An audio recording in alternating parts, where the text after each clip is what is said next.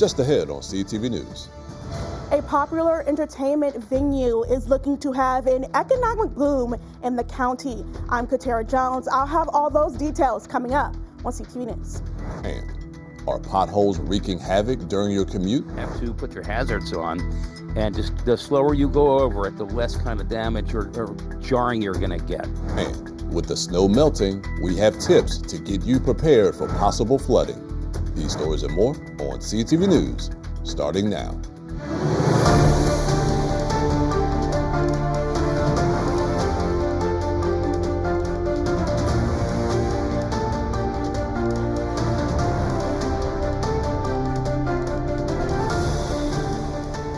Good evening. This is CTV News for February 18th. I'm Jonathan Hunter. And I'm Brandon Williams. Thank you for joining us. At the top of our news tonight, Sphere Entertainment, which is expected to come to the National Harbor, is anticipated to bring a much-needed economic boost to Prince George's County. I hear that, Jonathan, and CTV's Katara Jones is standing by right now with more. State and county leaders have their eyes set on bringing Sphere Entertainment to the National Harbor. And today, County Executive Aisha Braveboy and Governor Wes Moore provided more information on the projected economic impact during the construction period, which the county executive says could take 3 to 4 years, could cost about $1.6 billion. Once the project is complete, Sphere National Harbor could bring in more than 7,100 jobs. Now, when we talk about jobs, that would include full and part-time workers, as well as other jobs that the venue could generate in the area. Now, when it comes to overall economic impact, so at the local level, we're estimating about $63 million in annual state tax revenue, and at the state level, $65 million. And for this project, we looked at the different tax bases that would be created, estimating income, sales and use, property tax, admissions and amusement, gaming taxes that would be spread, and that revenue sharing. We are going to move through the any zoning or entitlement processes, as well as any permitting processes pretty rapidly, certainly prudently, but we are going to prioritize ensuring that this project moves as quickly as possible. So I feel really good about getting this project up, hopefully before the commanders leave. We saw that not only as the Sphere was looking to expand, or they had their second one coming to Abu Dhabi, but when the idea became, well, what about Maryland? This is a place where we can dream big. This is a place where we can go after big aspirations, get hard things done, and we're thankful that the second Sphere that's going to be built inside of the United States is going to be built right here in the state of Maryland. The county executive says her vision is to make Prince George's County the tech capital of the region. It's important to note that these numbers came from Ernst Young LLC, which did a third-party independent study on the economic impact that Sphere National Harbor could have on the county and state. Back to you at the anchor desk. Thank you so much, Katara. And the project additionally could create 3,300 construction-related jobs. Governor Wes Moore signed emergency legislation banning 287G programs in Maryland. He signed Senate Bill 295 along with the House version of the bill in front of a room full of immigrant supporters in Annapolis yesterday. The law prohibits law enforcement agencies from working with ICE. 9 counties in Maryland had programs in their jails where they could notify ICE if they found out one of their inmates was in the country illegally. Supporters of the bill say this will ease the fears of immigrants in Maryland. This bill is so important. It's important because Governor Maryland is speaking. That's right. It is saying that in our state, Senator, we value respect. We value empathy. We value people's contribution. We value the Constitution. We value and support and protect civil rights. That's right. We are against racial profiling.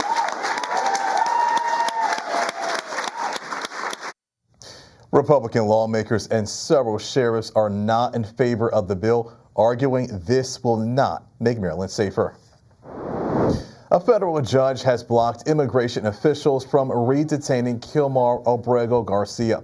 The ruling says the 90-day detention period has expired and the government does not have a clear plan to deport him. Obrego Garcia was mistakenly deported to El Salvador last year despite a court order protecting him from removal. He was later returned to the United States and has faced federal human smuggling charges. The ruling allows him to remain free as his legal case continues. And more gun violence happening in Montgomery County yesterday. This story is a heartbreaker. A 6-year-old boy has died from what police are saying was an accidental shooting. Police arrived at the 10,100 block of Maple Leaf Drive in Montgomery Village around 2:45 p.m. and found the boy with a self-inflicted gunshot wound in the face. Officers along with fire and EMS performed CPR when they arrived, but the child died on the scene. County Police spokesperson Shira Goff said that no foul play was detected and one adult was in the home at the time of the shooting. President Donald Trump is blaming Governor Westmore and other local officials for a massive sewage leak into the Potomac River. President Trump called it gross mismanagement and says the federal government must step in. But the Moore administration pushed back, saying Trump has his facts wrong, noting the sewer line is federally regulated and that Maryland officials responded quickly to coordinate the response. The dispute comes nearly a month after the Potomac interceptor pipe collapsed, sending hundreds of millions of gallons of raw sewage into the river, a cleanup that could take weeks or even longer. Remember the snow, sleet, and freezing rain temperatures we experienced last month resulted in a lot of salt being spread around the county, but now a new and familiar issue has reared its ugly head: potholes. The DMV region is no stranger to dealing with them, but that doesn't make them any less of a hazard while on the roads. We've already patched 6,954. I'm sure it's more than that now because that figure is a couple days old. Square yards of potholes. While the potholes are out, DMV drivers might have to think quick behind the wheel, but think with caution. A lot of people will see it and swerve to miss it, or make another aggressive maneuver like slamming on their brakes. That increases a chance of a crash. If you all of a sudden are on a moderate speed highway and you slam your brakes on, you could get rear-ended. These craters create problems every year, but MDOT is ready to respond. They do try to prioritize the deeper ones. And if it's very deep, we will consider that emergency road work, close the lane, and then do the work and then open it up again. The pothole monster is out, but you can do your part to make sure he doesn't stay. Head over to roads.maryland.gov and fill out the service request. It's going to ask you specifically which Maryland route number it is. Now, it'll give you an option to put the name of the street in, too. Okay, you could put either or in, and it'll come up, and it'll ask you for the closest street. So the more information you can give it. A cross street is important, and there's going to ask you how you want to be contacted, by email or by telephone. And another fun fact, peak season for potholes is coming up in March, and already the square mileage for potholes that have already been addressed has surpassed last year's total for the fiscal year. And as the snow continues to melt away, the Prince George's County Department of the Environment is urging residents to prepare for potential flooding and water damage. One tip for homeowners is to check sump pumps to ensure they are working properly. Also, move snow piles from away from foundations and basement windows. And as always, keep gutters and downspouts clear to direct water away from the home. Residents are encouraged to report clogged storm drains or flooding concerns through PGC311.com. For a full list of snow melt prevention tips, visit environment.mypgc.us/flood management. You're watching CTV News. I'm Brandon Williams. And I'm Jonathan Hunter. Still to come, a popular program may be cut from PGCPS next school year. And after the break, found out why the cut may be coming and which students will be affected back. Will be affected. We'll be back in a moment. From the beginning, America has depended on the courage and resilience of those who serve in our armed forces. For 250 years, they've been there for us without fail, putting their lives on the line. defending our freedom, helping us become the nation we are today. At Wounded Warrior Project, our mission honors the past by building a better future for post-9/11 veterans, service members, and their families. Our life-changing programs and services help warriors improve their mental and physical health, access the VA benefits they've earned, and connect with their communities, their purpose, and each other. Warriors have given us their best. Join us in supporting them through the next 250 years of strength, resilience, and recovery. Visit woundedwarriorproject.org/USA. From the tiniest creature to the mightiest giant, every species shapes our world. Bees pollinate the plants that feed us. Elephants carve paths that keep forests healthy. Coral reefs protect coastlines and marine life. When wildlife flourishes, so do we. A healthy, natural world gives us clean air, water, and food. It helps us recover from disasters and fight diseases. Nature's impact is powerful, but it's fragile, and we all have a role to play in keeping it strong. A person, a community, a movement. Together, we have the power to protect wildlife, restore habitats, and build a sustainable future. Let's protect our planet, our future, our home. Find out how at wwf.earth/species. Welcome back. The University of Maryland Police Department is investigating an indecent exposure incident that happened on campus. According to police, a male student reported using the bathroom on the 6th floor of McKeldin Library last Thursday. A suspect entered the restroom, got in the stall next to him, exposed himself, and then left. The department is currently reviewing camera footage inside the library, and anyone with any information on this case is asked to call UMPD at 301-405-3555.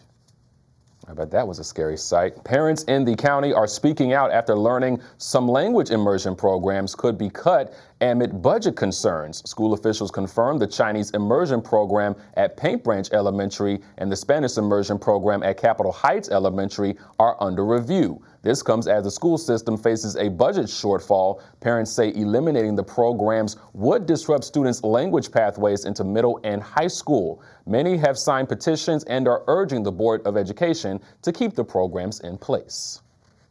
A county-run school in Upper Marlboro is now the home for a piece of history. A replica of the Declaration of Independence now hangs on a wall at Kettering Middle School Spanish immersion. The school received the copy of America's most historic document through a sweepstakes it won through the Foundation for Art and Preservation in Embassies. Organizers say all of this coincides with America's 250th birthday. Some of our students probably never been to a museum before, but creating that access for them is going to open up doors, not only for their mindset, but for their future. Well, of course, the historical document is of so significance for them to read those words and really dissect how that pertains to them today, not only the historical context, but their future. Out of the 6 winners, Kettering Middle School is the only public school in Maryland to receive the document and pieces of art. The Prince George's County House delegation held a virtual late file bill hearing earlier this week, where people from the public had the chance to testify on certain bills, including House Bill 1223. The bill authorizes the county to designate certain areas adjacent to a farmer's market as a street food vending zone. They also talked about a bill that would exempt small business owners in the county from property taxes. Currently, the county exempts manufacturing equipment from business personal property tax. However, the town does not. Since 2019, the town has charged just about $90,000 in business personal property taxes, and during that same time period, the county has charged just about $22,000. In neighboring jurisdictions, small manufacturers are not charged against their manufacturing equipment at the municipal level. We pay a lot of taxes to the town and county each year, and beyond these personal property taxes, we pay about $85,000 a year in real property taxes. These tax rates on small manufacturing businesses are anti-competitive and they disincentivize business growth. And crosswalk monitoring systems in school zones was also discussed, which is sponsored by Delegate Ashanti Martinez. Governor Westmore is continuing to back consumer protection from predatory pricing. Senate Bill 387 prevents grocery stores from changing their prices due to customer demand. The governor says retailers in the state are adjusting prices based on shopper habits and data. Opponents of the bill say if passed, it could prevent stores from issuing targeted discounts and promotions. The bill does have the support of Senate President Bill Ferguson and House Speaker Jocelyn Pena-Melnick. State Senator Arthur Ellis will not be seeking re-election. He has his eyes set on a bigger prize, Congress, hoping to take Steny Hoyer's seat. Ellis officially filed his bid with the FEC over the weekend. He is one of 13 Democrats vying for Hoyer's seat, but the new bid will lead to political reshuffling. Ellis's move means Charles County will now be open for a new Senate race. This week, Delegate C.T. Wilson filed to throw his name in the race. Congress has fully funded the Education Department for the year, but the agency is still moving to shift some employees and programs to other federal departments. Lawmakers rejected proposed cuts to the U.S. Department of Education's budget for the fiscal year 2026. But despite that, the department has signed agreements to transfer some grant programs, including K-12 funding, to other agencies, including the U.S. Department of Labor. Congress has included language in the spending bill limiting the use of funds to relocate staff. Still to come on CTV News. It's Wednesday, so we have our pet of the week. Stay with us. At 3 months old with neuroblastoma. We went from thinking we had a healthy little boy to all of a sudden we had this super serious cancer. It was heartbreaking. He had chemotherapy until he was just under a year old, and at that point he was in remission. Went that way for a year and then relapsed February of 2023, and here we are finishing up treatment, hopefully. The research is extremely important, and anything we can do to support research and find more cures is worth it. Knowing that it's contributing something, like one more piece of the puzzle to curing this horrible disease.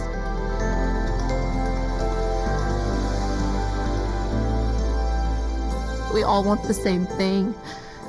We all want our children to live and have long, meaningful lives.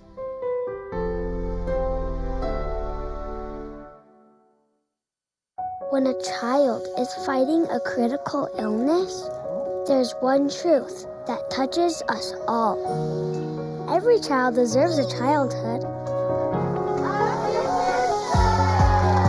A wish is more than one joyful moment. It sparks a ripple of hope that transforms communities far and wide, even yours. When we grant wishes together, we unlock something bigger, an irresistible movement of kindness, strength, and unity, a spark that uplifts us all. The whole spirit of what Make-A-Wish is and does, that isn't just life-changing for one individual or one family. That is world-changing. Become a wish maker today and be part of a journey that truly changes lives. Well, get ready to show me the money. Some good news for taxpayers. Americans are receiving larger tax refunds on average this filing season, though taxpayers are filing at a slower pace in the first few weeks compared to last year. The IRS says so far the average refund amount paid to taxpayers was $2,290. This is a 10.9% increase compared to last year's average return of $2,065. For taxpayers making plans with funds already, the IRS offered a Where's My Refund tool to track the status. WSSC Water is now accepting applications for their 2026 Commissioner's Engineering Scholarships. It is open to undergraduate and graduate students majoring in engineering and even graduating high school students who plan to major in that field as well. The scholarships includes $3,000 annually for a maximum of $12,000 over the next 4 years. If you would like to apply, you can visit their website, wsscwater.com/scholarship. The application period closes on March 15th.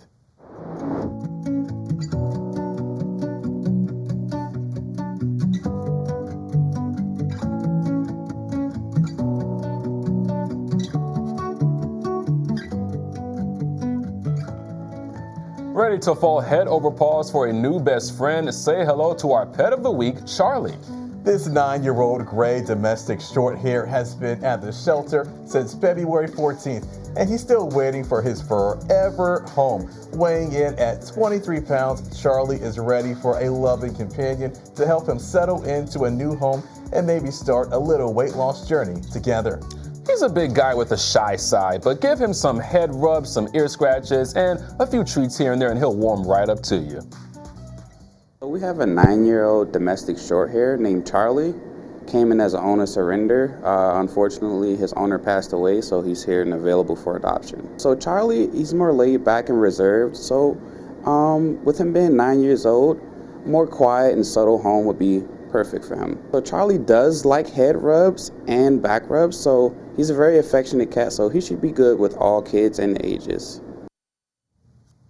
If you're ready to help Charlie settle in and slim down in the process, he and all his shelter buddies are ready to claw their way into your heart. That's right. You can call Animal Services at 301-780-7200. And remember, sometimes the sweetest love stories start with one shy meow. And I know, Brandon, you're going to go to the shelter and you might think about adopting him. Maybe. I might think about it, but I got to get permission first because my brother, I don't know if he's necessarily a pet person like me. I hear you. I'm actually allergic to cats myself. I love pets, but I'm allergic to cats. Remind me never to get you a cat for your birthday. Good deal. Now, it is time for our Black History Month Spotlight. As we look at the Prince George's County Council today, we see a diverse group of members who are each a reflection of their district. But the council didn't always look like this until one man paved the way for all. Today, we highlight Mr. Floyd E. Wilson, Jr., the first African-American appointed to the county council in 1974. During his time on the council, Wilson introduced the first minority-based enterprise initiative for both the county and state level. He served 4 terms and was the chair and vice chair on several occasions.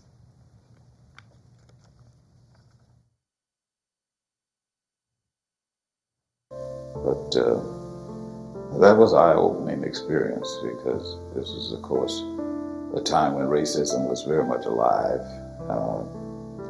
Matter of fact, as blacks, we weren't even able to go into restaurants in Upper Marlboro. We had to find some other place to go or whatever. The bottom line is, it was a revolutionary time for us as a government, as a county.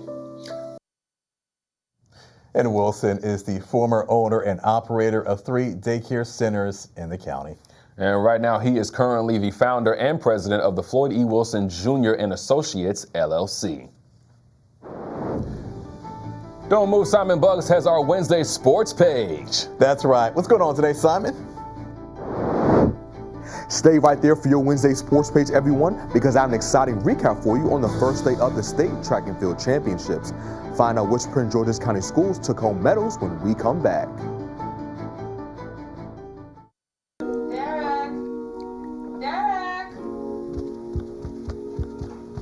Go wash up and grab your sister. Okay, but first...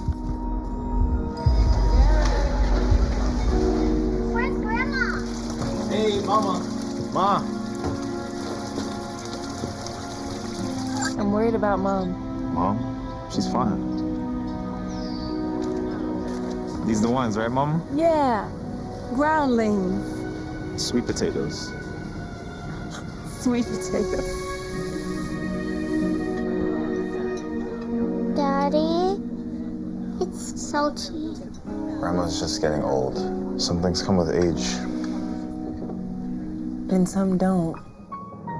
Early detection of Alzheimer's can lead to better care for your loved one. Add 2 eggs. Learn the early warning signs at 10signs.org.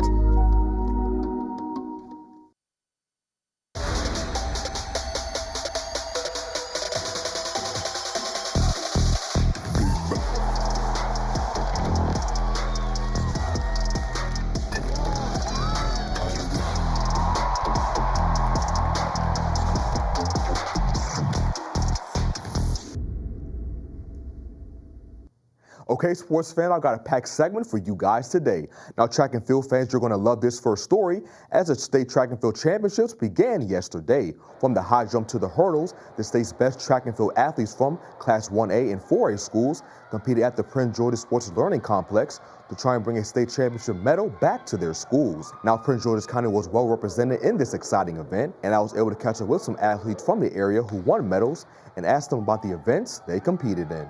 It felt great. That's something I wanted for a really long time because I always wanted to run track, and this finally happened. I was nervous. I didn't think it could. I thought it could happen, but at the same time, like, I had my doubts, but it happened, and I got really excited. It's nice. I don't know. It feels good. Just became state champ in the 55-meter dash, and I broke my previous record of 7:13, and I set a new one, which was 7:08, which is also a new PR for me. So I'm very happy, and I just give all thanks to God. I was really nervous because I am a senior, so it's like your last indoor stage. So I just felt really the pressure to do my best and strive to achieve my goals for today. And even though I didn't place in the top 3, I felt like I did put my best foot forward, and I'll be ready for outdoor season and dominate in that. First of all, just going in with confidence, but also being humble about it, As we're brothers, so we huddled together and we prayed. So we just trusted the Lord, and He delivered us through that finish line. To piggyback off what he said, also a lot of praying, but also we knew we had an expectation of how this was going to go. We knew where we were seated, where second place was seated, so we were more focused on beating ourselves, a personal race against the clock, rather than trying to focus on the competition on the field, focus on us first. I would say just preparing, as in like what you eat the night before, what time you go to sleep, what you eat, waking up, how you carry yourself during the day. And like he said, we knew what to expect coming in, but anything could happen.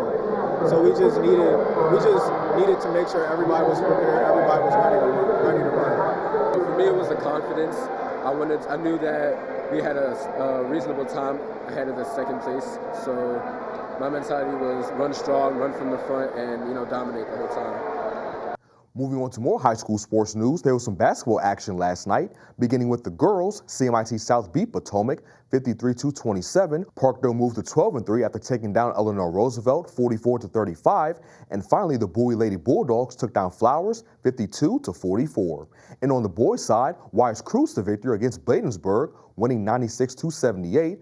Central got a close win against College Park Academy, taking them down 72-70. And finally, Frederick Douglass lost to CMIT North 72-63. Meanwhile, the Terps football team has added a new face to their 2026 roster with the signing of wide receiver Johnny Shakir. Shakir comes to College Park after playing at Independence Community College in Kansas. And in his sophomore campaign, the New Jersey native totaled 724 yards and 6 touchdowns in 10 games. The 4-star prospect also was named first-team All-KGCCC honors at receiver as well. Looking forward to seeing what Shakir does for the Terps next fall. And that wraps up your Wednesday sports page. Simon Buggs, CTV Sports. See you guys tomorrow. All right, thanks, Simon. Let's take a look at our 3-day weather forecast. Tonight will be mostly cloudy with some fog, so be careful on the roads. Tomorrow it's going to be 47 degrees, and we have a 90% chance of rain. Friday we'll have a 70% chance of rain, and it will be 56 degrees. And Saturday, partly sunny skies with a possible snow later that night. And for our community calendar, in honor of Black History Month, the county's Memorial Library System will be hosting STEM Fun with DNA Models. Get the chance to build your own DNA and learn about the extraordinary life of Henrietta Lacks, whose cancer cells made huge contributions to the medical field. This event takes place tomorrow from 4 to 5 p.m. at the Beltsville Branch Library. Well, our time is up, and we certainly thank you for yours. And that's right. And we're going to see you again tomorrow. Have a great night, everyone. See you guys.